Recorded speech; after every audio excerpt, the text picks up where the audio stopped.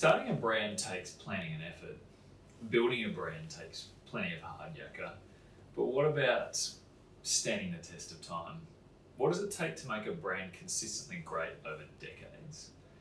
That's what today's podcast is all about. MC, g'day. Hey Dave, how you doing? I'm pretty good. It's good. When I think about the brands for ages, like Patagonia or Nike or Qantas or Apple, there's a common thread that runs through them. What is that common thread? Putting me on the spot here. I am. I guess there's certainly a level of, consistency and classic branding at play there, I think. Yeah, consistency is definitely one that comes to mind for me. Yeah, you sort of, I think, very clearly know when you hear even all those names exactly what they stand for. So there's, I guess, a level of clarity that they've probably achieved and then stuck to. It's not to say that they haven't all evolved, but it's certainly, it's sort of something we talk about a bit, where often, say, your highest aspirations, like your why or your mission, doesn't often change, but then, maybe the messages around it, the products, the features, the benefits, the lower level stuff can evolve, but often that, if you see that original mission carry through, that's also the sign of a really strong brand. So you think that's probably true of a lot of those brands you just mentioned. Well, you did a pretty nice job for putting on the spot there, sticking on the spot. I definitely think consistency and this like steadfast adherence to things like the mission and the why, like you're talking about, even the type of people that get hired as well, because they identify with that why or the mission. The problems that they solve for the customer as well too, they're very consistent about that. Yep. And then you've got this messaging and identity layer that also stays fairly consistent over time as well. Yeah, the one you mentioned there about the solving customer problem one, I think is really good, because that to me is another sort of anchor thing that you can always rely on. If you're constantly shaping the business around that, instead of being like, well, this is our product or this is our service, and sticking to that steadfastly, then you're a lot better set up to endure, I think, if you're constantly reevaluating what the customer needs and reacting to that, that prism, then rather than we know what's good for you, it's always looking at, how the customer's problems are changing, or trying to find new ways to solve the same, things. If you think about Nike, for example, like, that's where I was going in my head. Yeah, right. Like running performance, as a subset of one of their, customer needs. Like, they're constantly innovating and trying to solve that challenge better. And I'm sure they're even reevaluating to a degree what the problem is, like looking at the same problem but with different lens. One of their good news shoes that they've come out with recently has been all about injury prevention, and like just keeping you running for longer. That's kind of the message that they're putting behind their shoe. And that is, to me, almost a fresh way of looking at the same problem, the broader problem of how do you be a better runner, but then sort of almost finding this nuance and insight within that of, okay, this shoe might help you run 100 meters faster, but the real long way to get better as a runner is consistent training. So let's actually build a shoe around how to keep you training more consistently, because it's preventing injuries and stuff like that. Right, yeah, because if you trace that lineage all the way back into the 70s when they first started, it was all about waffle soles. Yeah, exactly. And it kind of comes with the same problem, or solving the same problem for customers as well, which is just, create the best possible shoe experience so that the athlete can do what they do. Yeah. Athleting, if that's even a word. Yeah. So, yeah, I definitely think you see that common thread. It's the same if you think about Qantas as well too. That's an enduring brand. It's been around for a long time. It's been through, brand refreshes a number of times over its history, but its core problem solving has still been the same, which is to create, the best possible passenger experience when you fly with them. Yeah. And that hasn't changed from when they first started. Yeah. Yeah, I think even just to sort of round out that Nike example is like, they could have very easily taken more of the tack of, we're in the waffle shoe business, if that was the original innovation to make you a better runner. And if they had stuck to that and been very dogmatic about the product rather than the customer problem that they're trying to solve, you could see how they would have been outdated and faded away if they had just stuck to, well, this is the product. And you can even see that in their recent evolution. Nike's always known for air. Like, how long has it been synonymous with air as their technology for cushioning? And this is getting a bit nerdy for you and I because it's our background, but now in a lot of their recent shoes there isn't air, and they've realised that there are better technologies out there to provide cushioning and support and that sort of thing. So they've been happy to move away from that, even though it is something that they're synonymous with, because they are evolving and they're willing to just keep focusing on what's better for the customer. Yeah, absolutely. And I think it's that relentless pursuit of trying to find better ways to get at the same problem that I think provides that platform for consistency. And I think that's just really interesting when you apply that to pretty much any of the brands that have been around for 20 or 30 years. They all seem to share that common trait. Yeah. All right, let's talk about some other things, that other aspects of that longevity. What else comes to mind? Yeah, I guess for me the first step, or I guess even mindset shift, I'm sure for a lot of people, is to get away from thinking about branding as a singular project that you do at the start of your business when it's formed, and then sort of wipe your hands and walk away. Like, you really have to realize that it's an ongoing investment. Your brand is something that is cornerstone to your business, whether you like it or not, and because, as we talked about way back on the first episode of this podcast, really your brand is just all the collected experiences and feelings that people have towards your business. It's not just your logo. It's something that you do need to just continually invest in, so shifting that mindset, and I think, again, looking at any of those names you mentioned, or any brand that you want to talk about that has endured or gone from strength to strength, you can absolutely guarantee it's something that they're conscious of, the concept of brand at a higher level, but that they're then month in and month out investing in that. And that doesn't just mean marketing activities, like obviously the marketing you do and the tactical stuff you do is part of that ongoing brand experience, and it definitely affects your customers' experience and their perception, but there's just other things that you need to keep doing, I guess, to reinvest in your brand as such. Yeah, and if I was just to pick out one element of brand, which is identity, and even if you want to couple messaging with that as well, I mean, it's almost like, in many ways, there's like an unspoken rule in branding, which is that the mark is sacred and the mark never gets updated and it stays the same. But that's not true for any of these brands that have been around for a long time. They've consistently evolved their identity to reflect a new energy or a new take on their brands. So they're not fixed in any way.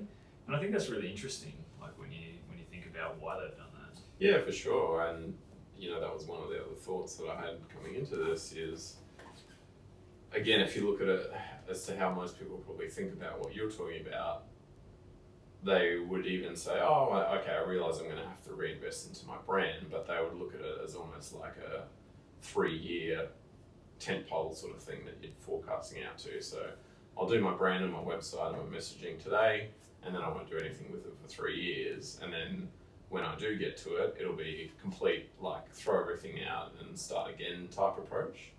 Because even to what you're saying, like, someone like Nike hasn't sort of maybe changed the very immediate, logo mark of the swoosh, but they certainly absolutely have evolved their visual identity around that.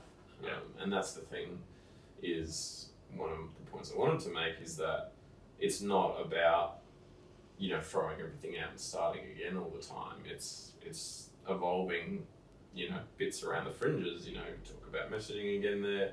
You don't have to rewrite every bit of copy that you've ever written about your brand. It might be, well, this one individual message is no longer relevant, or we're targeting this new type of customer, so we need some more messaging that talks to them, or, suddenly this service is our number one service, so let's put some more emphasis around that, or move it up the hierarchy of messaging. That kind of continually evolving aspect of it, I think, is really key. Yeah, I mean, I actually went back and had a look at some old Patagonia messaging from the 1980s, because I was curious to know, were they still messaging exactly the same as they were back in the 80s as they were now, or even just in the last couple of years?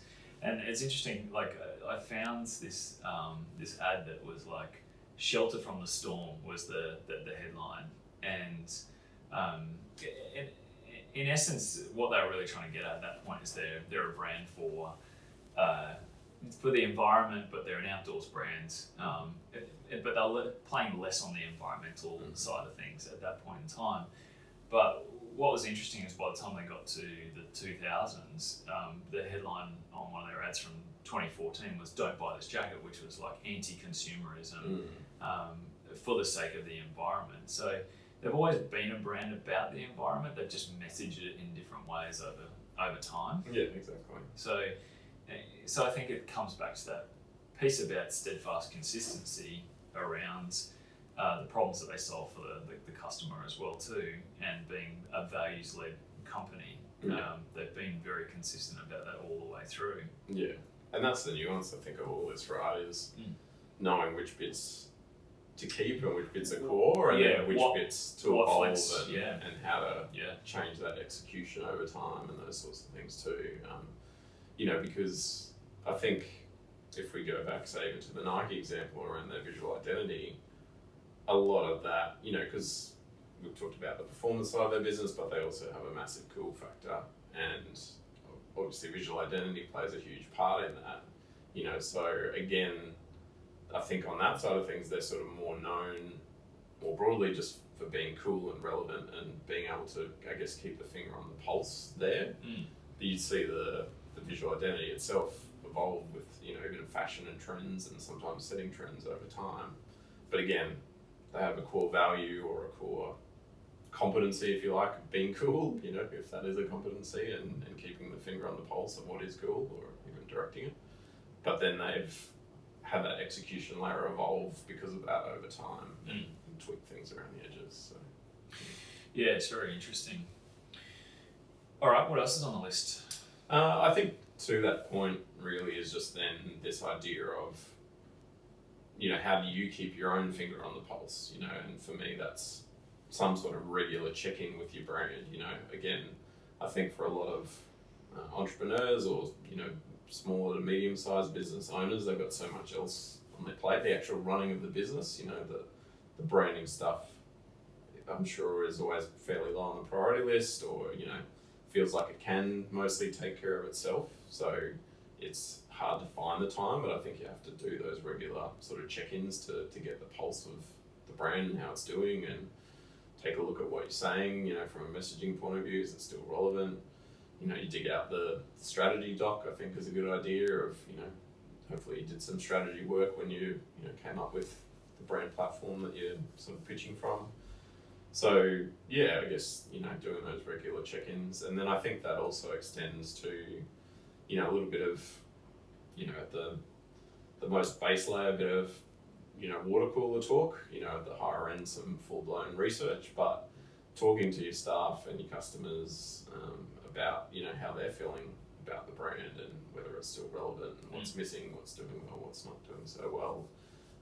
Almost to me becomes like analytics for your brand. You can get a lot of website analytics. It's less easy to get, brand sentiment analytics, but I think we talked about this before, like not letting that stop you from at least asking some people to get some sort of temperature on how things are going. Yeah, I mean, it's so critical, I think, when you look at the lessons from brands that have been around for a long time.